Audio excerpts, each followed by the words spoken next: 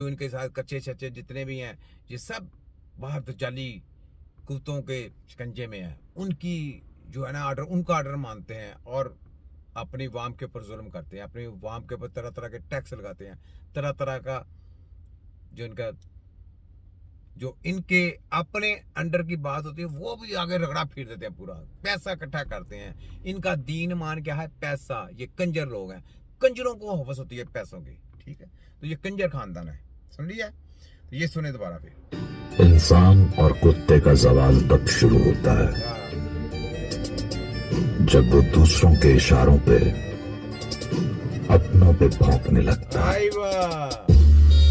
ठीक है, तो ये बात है, जो अपनों पे भौंकते हैं वो ये काम करते हैं। तो आगे हैं ये, नहीं ये सुने। कलंदर पानीपति फरमाते हैं, हाँ, एक फकीर के पास एक जवान आके बैठता था। हर रोज आके बैठता, दीदार करता, चला जाता। आशिक था फकीर, आशिक में कुश्ता था, कुश्ता इश्क था। रोजाना बैठ के चला जाता। बड़े दिन गुजर गए, बड़े दिन गुजर गए, न कुछ पूछता न कुछ मांगता। एक दिन फकीर ने पूछा, जवान रोजाना आके बैठते हो बड़ी मुद्दत से, कुछ पूछते भी नहीं, कुछ मांगते भी नहीं, बताओ तो सही क्या चाहते हो? पूछा फकीर ने, क्या चाहते हो? उसने कहा, फिर सिर्फ एक जर्रा इश्क का चाहता हूं। क्या बात है, क्या बात, वाह। एक जर्रा इश्क का चाहता हूं। इश्क, अब इश्क की बात, आशिक दा कम रोना तोना। आशिक जो होता है ना वो सिर्फ रोता ही रहता है, आंसू उसके आते रहते हैं। अब इश्क की बात इन्होंने समझा रहे हैं।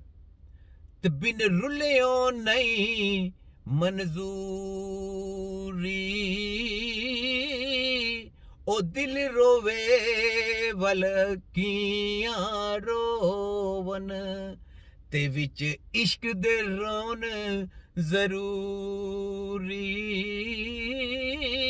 ओ आजम इश्क दे अंदर रोना ही पैंदा, भावें वसल होवे भावें दूरी। इश्क की बात है, ये सुनने वाली बात है, सुने जरा। उस फकीर ने पूछा, कभी इश्क वालों का हाल देखा है? इश्क वालों का कभी हाल देखा है? जवान से पूछा। उसने कहा, वो तो नहीं देखा कभी। फरमाया, कल उस जंगल में जाना, फुला जगह देखना, एक इश्क वाला नजर आएगा। वाह, एक इश्क वाला पड़ा होगा, फिर आके बात कर देना मुझे। उसके बाद भी अगर चाहत रहे तो कुछ कर देंगे। वाह। वो जवान जो जंगल में गया, उस जंगल में उस मुकाम पर देखा कि एक और जवान उसके जिस्म के टुकड़े होकर मुंतशिर हुए पड़े।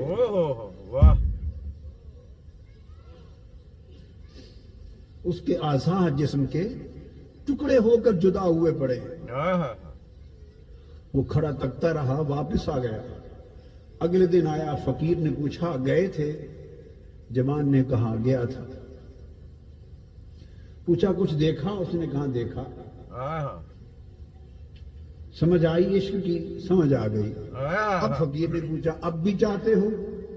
उसने कहा, पहले एक कतरे का तालिब था, दरिया मांगता। वाह, सुभान अल्लाह, सुभान अल्लाह। तो यही पहले कतरे का तलबगार था। जब उसने देखी तो उसने कहा, अब तो पूरा दरिया मांगने का तलबगार हो।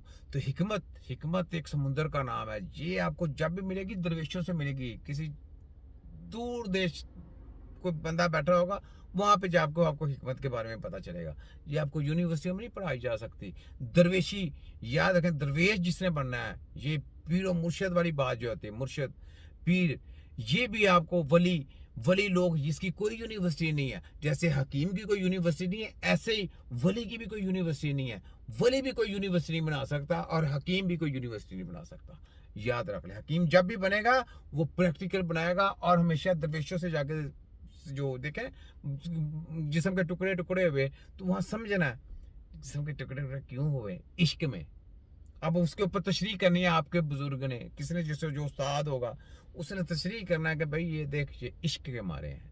यहाँ पे उसने समझाना है कि यहाँ पे ये चीज़ इसने की थी, अब इस चीज़ को इकट्ठा करना है, इसका नाम हिकमत है।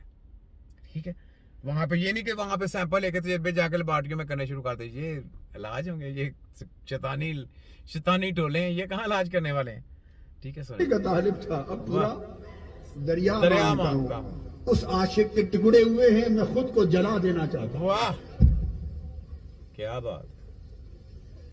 इश्क के लिए बड़ा ज़र्फ चाहिए, आहा, आजमाइश हर एक की उसके दर्जे, उसके मतलब, उसकी तलब उसके ज़र्फ के मुताबिक होती है। वाह